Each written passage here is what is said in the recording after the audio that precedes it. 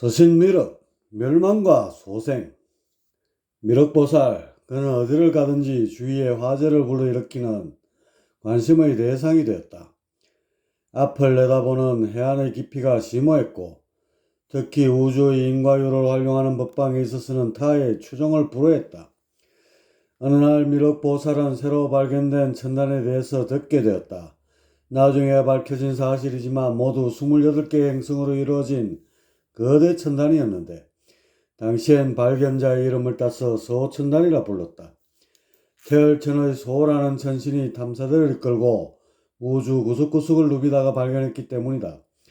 하지만 먼 훗날 미륵보살이 소천단의 문명완성을 이끌게 되면서 그 명칭 또한 바뀌게 되니 그의 원래 이름인 도리를 따서 도리천단이라 부르게 된다. 미륵보살은 도리천단에 대한 소식을 접하고 호기심이 발동했다. 근래 들어 이처럼 거대한 천단이 발견된 유래가 없었고, 그렇기에 그곳 인간계의 문화와 영성을 살펴보고 싶은 생각이 들었다. 미륵보살은 대열천 탐천부에 가서 도리천단으로 향하는 삼라도를 한 장 얻을 수 있었다. 당시엔 6개의 행성까지만 발견되었고, 서호는 탐사대를 이끌고 초공으로 연결된 또 다른 행성이 있는지 탐사에 매진하고 있던 차였다. 미륵보살은 간단히 짐을 꾸리고는 도리천단을 향해 떠났다. 공간이 얼마나 복잡하게 꼬여있던지 삼라도가 없으면 결코 찾아가지 못할 것만 같았다. 이렇게 복잡한 길을 어떻게 찾았지? 막상 공간을 가로질러 나가다 보니 탐사대의 수장인 서호에게 존경심이 절로 일었다. 미륵보살은 사흘을 꼬박 운행하여 도리 1행성의 상공으로 빠져나왔다. 싱그런 초록빛을 띤 행성이 유유히 몸을 돌리며 태양 주변을 공전하고 있었다. 미륵보살은 잠시 이 광경을 지켜본 뒤에 행성의 대기를 뚫고 안으로 들어갔다. 적당한 거리에 멈춰 행성의 전체상을 내려다보니 탄성이 절로 나왔다. 와, 정말 대단하구나. 행성의 크기가 보통 행성의 5배가 넘었는데 부피에 비해 중력이 대략 2배 정도에 그쳐서 다행이었다. 만일 중력도 부피에 비례해서 5배가 되었다면 생명활동에 커다란 불편을 초래했을 것이다.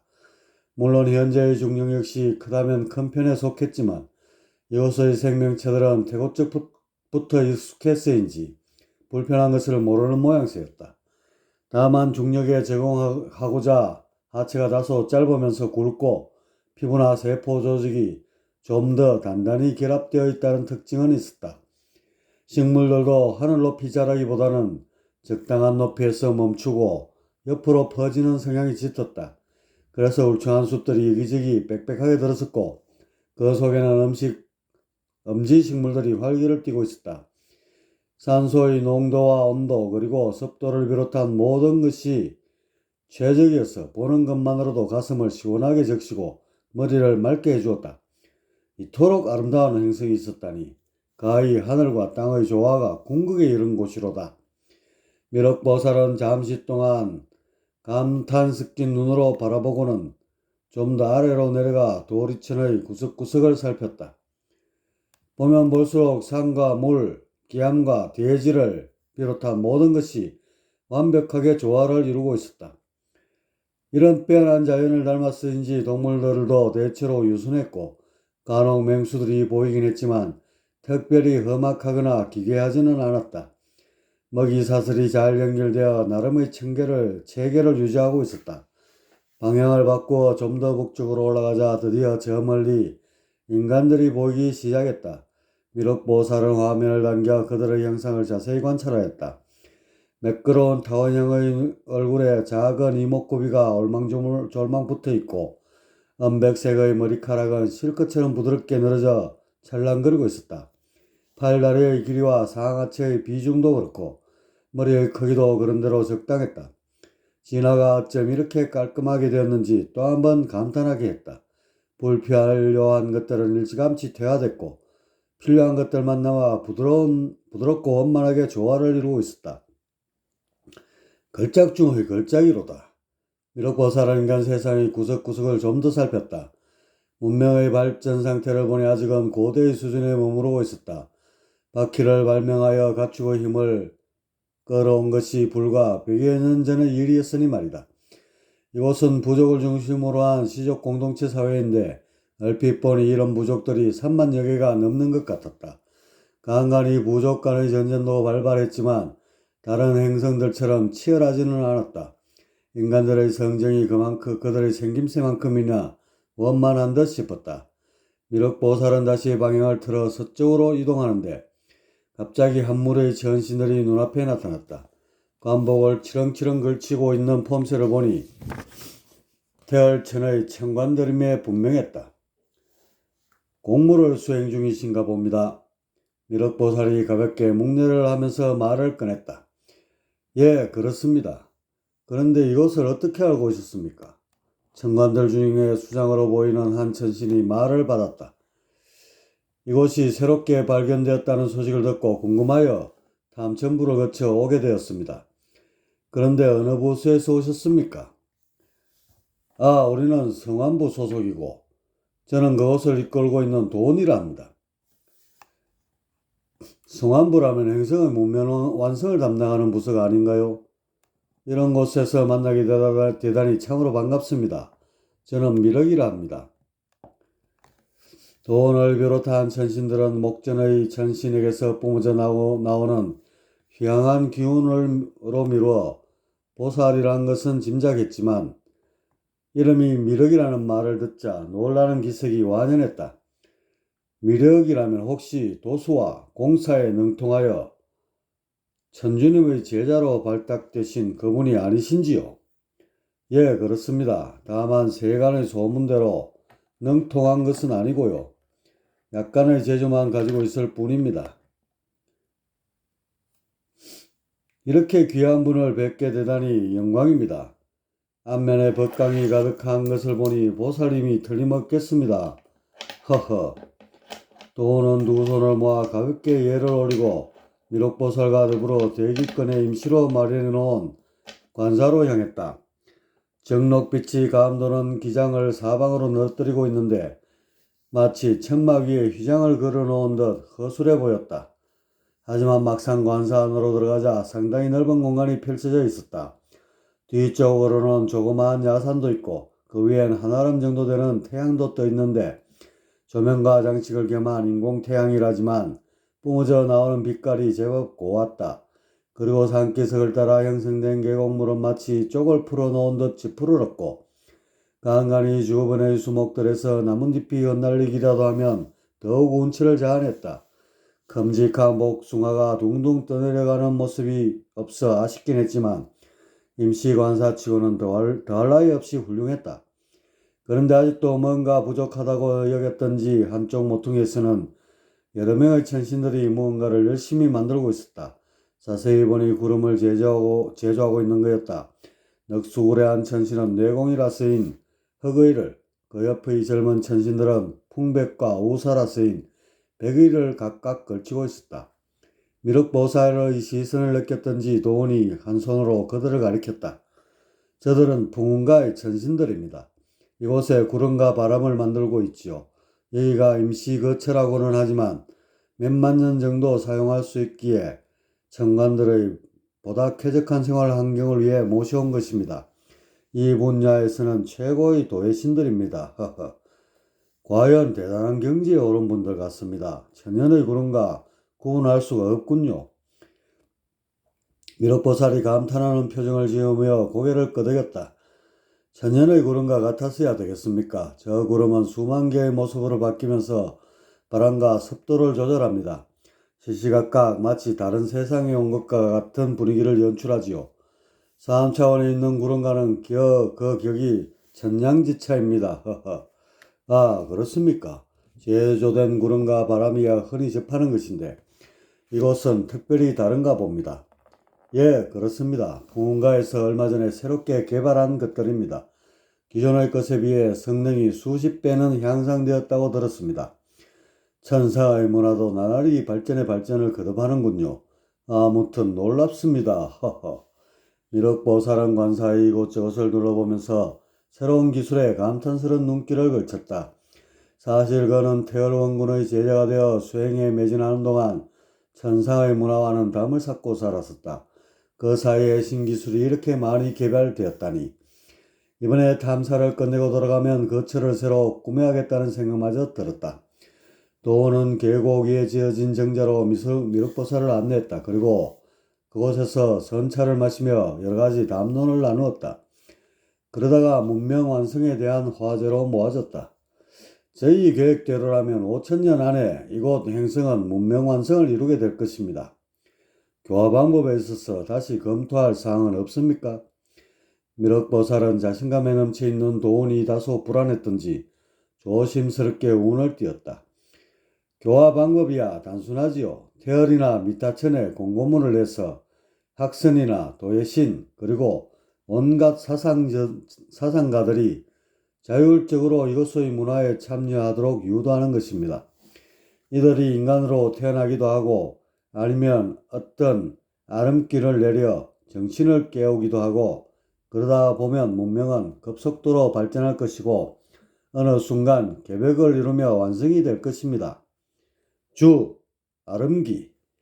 신이 인간의 의식에 접촉하여 어떤 정보를 일러주는 행위, 영감의 일종으로서 기발한 생각이 불현듯 떠오르게 된다. 도원은 문명 완성이 별것 아니라는 투로 말했다. 하지만 이를 듣는 미륵보살의 표정은 사뭇 진지하기만 했다. 사실 물질 문명이 발달한다고 해서 정신이 따라서 성장하는 법은 없지 않은가. 생명의 본질인 정신을 개벽해야 문명 완성이 매듭짓는 것이다. 물질은 단지 그 바탕을 이룰 뿐이며 그렇게 문명을 교화하기 위해서는 필히 정신을 다룰 줄 알아야 한다. 그만큼 정교한 계획을 가지고 철두철미하게 준비해야 하는 것이다. 글쎄요, 제 소견으로는 그런 식의 상생적 도움만으로는 다소 부족하지 않나 싶습니다.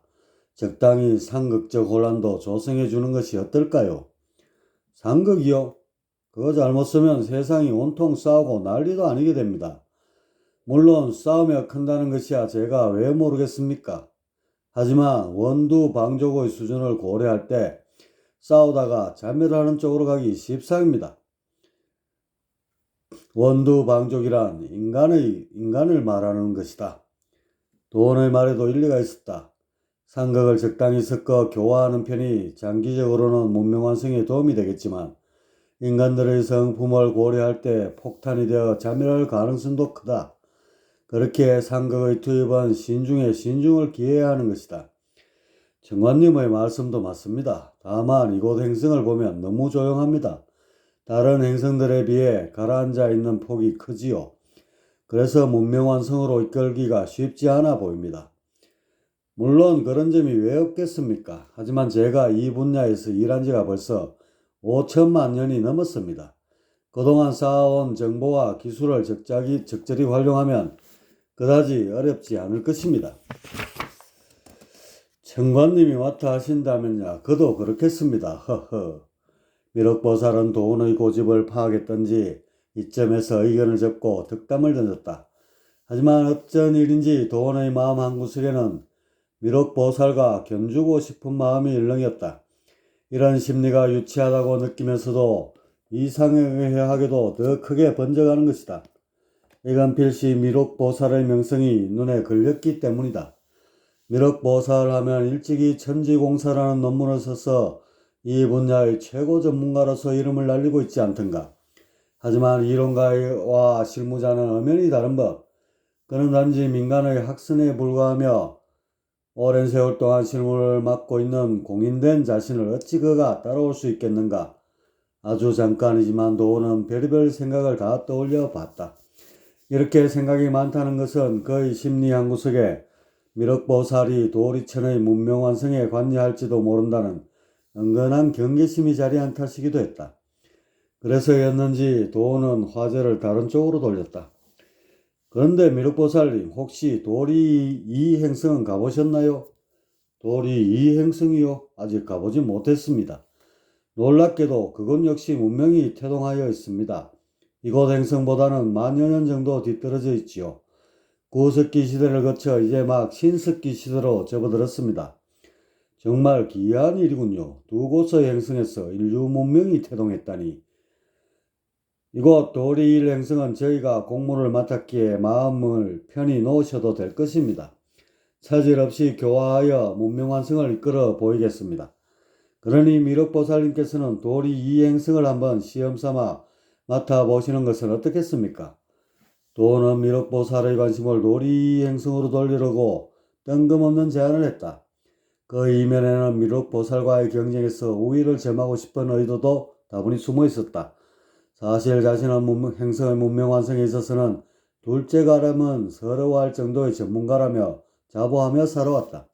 하지만 언제부터인가 미륵보살이 세상에 회자되면서 그러한 자부심은 점점 불안감으로 변해갔고, 그래서 이번 기회에 그런 불필요한 감정을 모조리 날려버리고픈 마음이 일었던 것이다.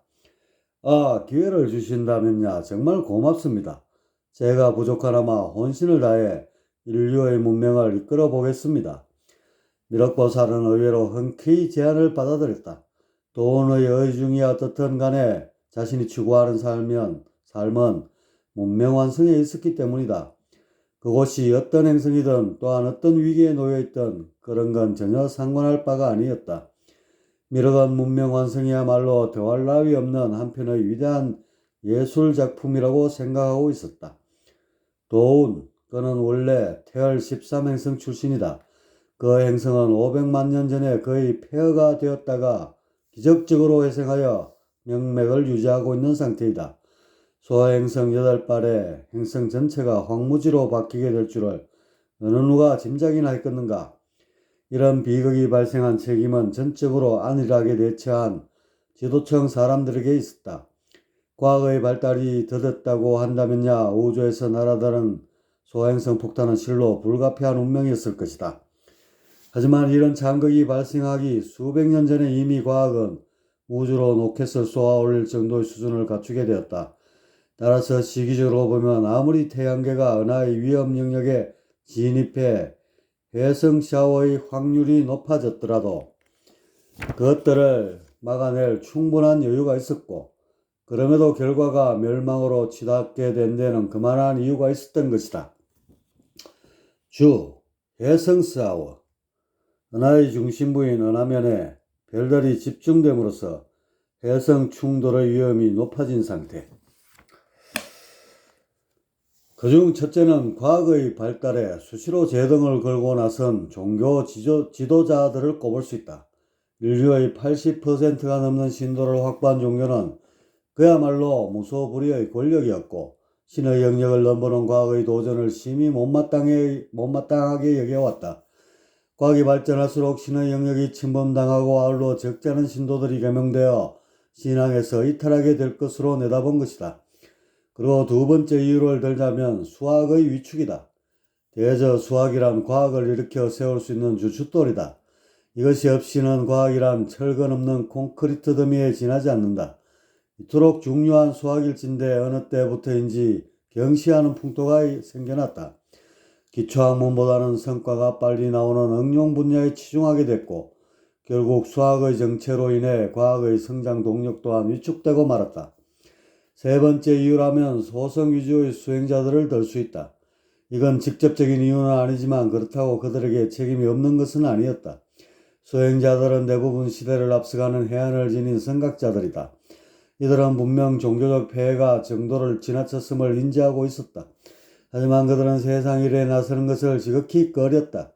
대부분 뜻이 맞는 자들과 무리를 지어 수행을 하거나 낱낱이 흩어져 나홀로 수행에 매진하였다. 소위 깨어있다는 자들이 이토록 세상 일에 무관심하니 혹세 무민의 수위는 그만큼 높아질 수밖에 없었던 것이다. 그 외에도 자잘한 원인들이 많겠지만 어찌됐든 이런 일련의 이유로 인해 과거의 발전은 정체를 거듭했고, 수백 년이 지난 어느 날 닥쳐온 소행성 충돌의 문제를 해결할 수 없었다. 그 당시 도는 깊은 산중에서 수행자로서의 삶을 살아가고 있었다. 그는 내리 30여 년을 은자로 지냈는데 어느 날 먹거리를 구하러 민가에 내려왔을 때 소행성이 오고 있다는 얘기를 들을 수 있었다. 그것도 축구장보다 큰 것이 무려 8개나 된다고 하니 인류가 살아남을 가능성은 어디에도 없었다. 세상이 종말을 구하다니. 충격적인 얘기였지만 이미 3차원을 졌고 그 너머의 고차원을 꿈꾸며 지냈던 그였기에 심중에 약간의 두려움을 느끼는 정도에서 그치고 말았다. 그날 저녁 도원의 암자엔 수십 명의 산인들이 모여들었다. 그들 모두 어디선가 인류 문명에 대한 소식을 주워들었고 마치 대책회의라도 하듯 도원의 거처에 모여 머리를 맞댄 것이었다. 이복의 도원 아직 수행의 길이 멀었건만 여기서 끝난다고 생각하니 한숨이 절로 나오네. 도원과 함께 친해 보이는 산인 한 명이 입을 열었다. 나뭇가지를 대충 엮어 만든 평상 위엔 20여 명의 산인들이 저마다 한 자리씩 차지하고 있고 그들 앞엔 투박한 잔의 곡차가 찰찰 넘치고 있었다. 도원이 땅속에 몰래 담가놓은 조금씩 꺼내 마시던 약주인데 이젠 아낄 필요가 없게 됐으니 인심이나 후하게 쓰려고 꺼내놓은 듯 했다. 스스로의 힘으로 육탈하는 것도 아니고 저 우주 너머에서 날아오는 바위덩이에 의존하게 생겼으니 어찌 안쓰럽지 않겠는가. 허나 일이 이렇게 된 것을 어쩌겠는가. 담담히 받아들이는 수밖에. 도원이 잔을 치켜들며 단식조로 말을 받았다. 그러자 여기저기서 깊은 한숨이 연이어 터져나왔다. 산인들 중에는 곧닥칠 죽음이 얼마나 두려웠던지 부들부들 떠는 이도 있었다. 다들 안색의 그늘이 잔뜩 낀 것이 죽음의 장벽이 얼마나 높은지 실감나게 하였다. 도원 어르신, 천계산 중턱에 보면 5km나 되는 깊은 동굴이 있지 않습니까? 그곳에라도 피해 있으면 연명은 가능하지 않겠습니까? 먹거리가 있는 대로 다 긁어 모으면 몇 년은 거뜬히 버틸 수 있을 것이고요. 20대 중반줄로 보이는 젊은 사내가 잔뜩 긴장된 낯빛을 띠고는 말을 내뱉어냈다. 이보게 소행성 한 방이라면 어찌어찌 버틸 수도 있겠지만 자그마치 8방이네. 듣기에 2~3방만 맞아도 우리 행성은 끝이라 하네. 그럴진데 저 굴속에 들어가서 비참하게 연명한들 얼마나 버틸 수 있겠는가. 일순 화염이나 충격파 같은 것은 피할 수 있을지 몰라도 곧이어 닥쳐올 기상이변이나 유해광선, 대기오염 같은 것은 어찌하겠는가. 이왕 이렇게 된 것 폼나게 육탈하는 게 나을 것일세. 도원은 산인들을 쭉 둘러보며 착잡한 어조로 속내를 꺼냈다. 어떻게 죽어야 폼나는 것인가? 누군가가 이렇게 물어왔다. 이 질문에 모두 눈빛이 도원의 입술로 모아졌다. 해마다 신년이면 불꽃놀이를 보려고 아우성이지 않은가? 그럴진데 이번엔 그야말로 사상 최대의 불꽃놀이가 벌어지는 게 아닌가? 이런 장관이 어디 있겠는가? 두 눈으로 똑똑히 불바다가 되는 광경을 보면서 육탈한다면 가히 이 생에도 그리 나쁘다고만은 할 수 없을 것이네. 도원이 비장한 눈빛을 번뜩이며 결의를 토해냈다. 그러자 다들 일리가 있다는 듯 의미심장한 낯빛들을 모았다. 자네 말대로라면 해안가로 가는 게 좋겠네. 30리 정도만 능선을 타고 이동하면 그거 언덕배기에 도착할 수 있을 것이네. 사흘 정도 여유가 있다고 하니 하루 이틀 준비를 해서 떠나세나. 벗으로 보이는 한 사내가 운을 떼자 도원은 잠시 생각에 잠기는 듯 하다가 말을 이었다. 준비할 것이 뭐가 있겠는가. 먹거리만 대충 챙겨서 곧장 가세나. 가서 마지막 남은 사흘 동안 수행에 명왕매진하고 세기적 우주쇼를 관람하면서 인생을 마치세나. 쇳불도 당김에 빼라고 도원은 말이 나온 김에 즉시 실행에 옮길 것을 제안했다. 다른 의견이 없는 것으로 보아 모두들 수긍하는 분위기였다. 도원이 술독을 돌리며 빈잔을 채우자 일시에 기계가 살아나며 잔들이 하늘 높이 축혀 올려졌다. 누군가가 수행이 불길을 댕겨 세상을 불태우자 라고 외치자 다들 한껏 고무되어 이런저런 괴성을 질러대며 술잔을 비웠다. 그렇게 몇 잔을 연구푸 마시고 술독이 바닥을 드러내고서야 한 명 두 명 자리에서 일어났다. 그들은 자신들의 거처로 가서 살 정도 쓸 먹거리나 일용품들을 챙기고는 다시금 도원의 거처로 모여들었다. 그러고는 도원을 선두로 하여 능선을 타고 행군하기 시작했다. 얼마 전 두려움에 주눅이던 기색은 온데간데 없었고 그들은 마치 전쟁터에 나가는 군인들처럼 매서운 눈빛을 번뜩이고 있었다. 그렇게 7시간 남짓 능선을 타고 행군했고 해가 떨어져 땅거미가 깔릴 무렵이 됐어야 해안가에 당도할 수 있었다. 그곳에 무릎 높이의 자풀들로 뒤덮여 있는 벽의 밑의 높이의 언덕이 있었는데 산인들은 미리 약속이 난 것처럼 세 줄로 맞춰서 좌정했다. 저 멀리 수평선에 시뻘건 태양이 붉은 구름에 휩싸여 바닷물 속으로 들어가고 있는데 오늘따라 왜 이렇게 장쾌하고 아름다운지 이때 어디선가 살며시 불어오는 바람 이것의 촉감은 더 이상 부드러울 수가 없었고 때마쳐 올라오는 바다의 흙내음은 그 어떤 향수보다 향기로웠다. 산인들에겐 단 사흘의 시간이 주어졌고 그 시간이 무엇보다 귀하게 써야만 했다. 지금쯤 도시에선 어떤 일이 벌어지고 있을까? 그건 별로 생각하지 않아도 아비규환을 방불케 할 것이다. 종교에 빠져 지내는 대부분의 사람들은 전지전능한 신을 찾으며 구원을 강구해야 될 것이고 생명에 대한 집착이 강한 사람들은 터널이나 동굴 속에 들어가 재난을 대비하고 있을 것이다. 그들이 어떤 수를 쓰더라도 죽음에 대한 두려움과 허망함은 떨쳐버릴 수 없을 터.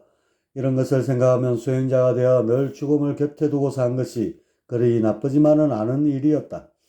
산인들은 미치도록 아름다운 저녁 풍경을 보며 부지불식 중 자연과 공명을 이루었다. 오감을 통해 들어오는 모든 정보들이 아상으로 오염되지 않고 순수하게 뇌리에 남았다. 이렇게 되자 피하의 구분이 모호해진 상태로 깊은 선정에 들 수 있었다. 주, 아상, 나라는 개체를 이루게 하는 정보나 그 특색. 그렇게 시간은 흘러갔고 마침내 운명의 시간이 닥쳐왔다. 정오를 조금 넘겼을 무렵 이제 잠시 뒤면 큼직한 소행성들이 행성을 잿더미로 만들 것이다. 그때의 순간은 과연 어떨 것인가? 이 보시게들 이제 우리 수행의 결실을 맺을 때가 왔네. 죽음마저도 초연하게 바라볼 수 있다면 필시 높은 차원으로 올라갈 것이네. 적어도 신선 이상의 경계엔 들 것이니 다들 힘을 내세나. 도원이 비장한 눈빛을 번뜩이며 입을 열었다. 모두들 별다른 호응은 없었지만 그의 말에 동조하는 표정들이었다. 개중엔 두려움의 눈빛이 조금씩 흔들리는 자들도 있었지만 그래도 잠시 뒤에 나름 의연하게 마음을 추스릴 수 있었다. 어디선가 몰려온 먹장구름들 저 찬연한 태양을 일시에 뒤덮고 하늘을 온통 잿빛으로 물들였다. 연이어 굵직한 빗방울을 쏟아내는가 싶더니 이내 거대한 불덩이를 토해내는 것이다. 아, 이보다 더 아름다운 광경이 있을 것인가. 저것이 지표면에 닿는 순간 세상의 모든 그림은 모조리 지워지고 정막의 휴게기로 들어설 것이다. 생과 사가 교차하는 이 순간 이보다 더 존재를 실감나게 하는 때는 없으리라. 번쩍 빛이 일었다. 아득한 태초에 빛이 생기며 삼라만상을 그려냈건만 지금의 빛은 모든 것을 소멸하는 사광이었다. 살인들의 눈은 순식간에 멀어버렸다. 이것이 시각이 닫히는 것이구나. 연이어 엄청난 굉음이 들려오는가 싶더니 청각 역시 기능을 잃고 말았다. 이렇게 되자 오히려 세상은 지극한 정막 속에 잠겼다. 그리고 얼마 뒤인가 촉각이 한순간에 무뎌지더니 사라져버렸다. 무언가에 맞아 녹은 것인지 아니면 산산이 찢겨 흩날린 건지는 알 수 없지만 확실한 것은 몸이 사라졌다는 것이다. 이것이 죽은 것인가? 산인들은 깊은 혼돈 속으로 빨려 들어갔지만 마음만은 지극히 가라앉아 있었다. 오감을 잃고 정막의 궁극에 잠긴 채로 얼마의 시간을 보냈는지 모른다. 어느 순간부터 빛이 보이면서 시각이 되찾아졌다. 이에 발맞춰 청각과 촉각을 비롯한 감각이 되살아났다. 예뽀연 연무 사이로 온갖 천년의 빛이 너울을 이루고 어디선가 옥구슬 부딪히는 소리가 영롱하게 들려왔다. 온 천지가 무너지고 나홀로 존재하는 것일까? 하지만 간신히 고개를 돌려 좌우를 보니 반가운 벗들이 여전히 자리를 지키고 있다. 그들 역시 한 명 두 명 눈을 뜨고는 오랜 잠에서 깨어난 듯한 표정으로 주변을 두리번거리고 있었다. 이때 주변에 자욱했던 연무가 어디선가 불어온 바람에 좌우로 갈라졌다. 하늘은 칙칙하다 못해 시커멓게 도배가 되었고 바닷물은 붉게 물든 상태로 펄펄 끓고 있었다. 마치 행성이 처음 잉태될 때의 모습처럼 세상은 온통 불덩으로 뒤덮여 있었다. 이런 혼돈의 상태에선 생명의 삭시 남아 있지 않으성 싶었다. 다들 정신을 차리셨는가? 도원이 길고 긴 정막을 깼다. 이곳이 저승인가? 누군가가 호응을 했다. 도원은 산인들을 둘러보며 그들의 영격들을 살폈다. 정신들이 멀쩡해 보이는 게 적어도 10명은 넘어선 것 같았다. 도원 어르신, 이제 우리는 어떻게 되는 겁니까? 젊은 사내가 다소 긴장된 어조로 물어왔다. 그는 이렇게 말하면서 연신 자신의 몸 여기저기를 훑는 것이 영격이 걱정되는 모습이었다. 평생 도를 닦은 결과가 드러나는 순간이 아니겠는가. 이제 성계로 올라가야겠지. 여긴 우리가 있을 곳이 못 되네. 성계는 어디에 있는 것이죠? 어디에 있긴. 기운의 몸을 맡기면 저절로 알아서 옮겨갈 것이네. 이곳 상계는 그야말로 유유상정으로 기운대가 갈라지지 않던가. 도는 이렇게 말하고는 가슴을 한껏 벌려 심호흡을 하고는 온몸의 기운을 쫙 빼었다. 그러자 바람든 풍선처럼 공중으로 둥둥 떠올랐다. 그리고는 유유히 어디론가 흘러가기 시작했다. 이 광경을 본 산인들이 역시 기운에 몸을 맡겼고 그것이 향하는 방향으로 움직여 나갔다.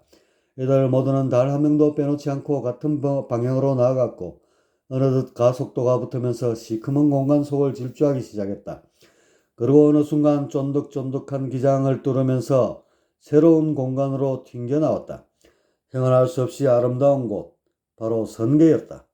산인들은 선계를 보면서 죽기를 잘했다는 생각을 품었고 저마다 살기 좋은 공간을 찾아 정착하였다.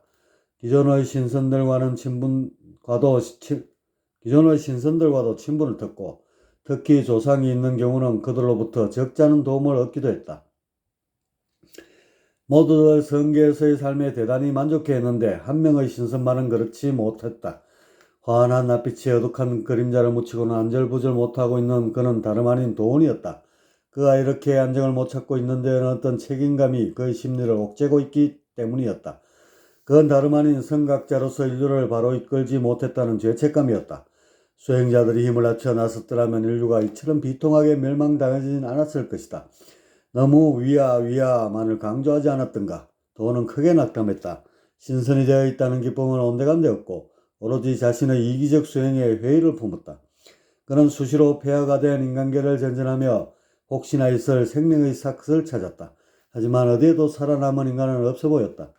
100여 년이 지나는 날 그는 기적처럼 인간을 찾을 수 있었다. 10여 명이 무리를 지어 있었는데 저 옛적 잘해냈던 문명의 흔적은 조금도 엿볼 수 없었다. 그들은 숫제 원시인이었다. 불도 지필 줄을 모르는 원초적 상태였지만 인류가 이렇게라도 존속하고 있다는 사실에 그는 뜨거운 감격의 눈물을 흘렸다. 도는 이들을 계속해서 관찰하면서 어떻게 개화되어 나가는지를 살폈다.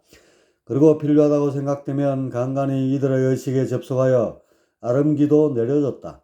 뭔가 생활의 이익을 찾는 데 영감을 불어넣어 준 것인데 이렇게 수만 년이 지나자 인간들은 부족 국가를 건설하면서 다시금 부활의 신호탄을 쏘아 올리게 되었다. 이 무렵쯤 도훈은 천신이 되었다. 그가 어떤 방면의 특별한 수련을 한 것은 아니지만 어떤 이유에서인지 그는 천신이 되어 있었다.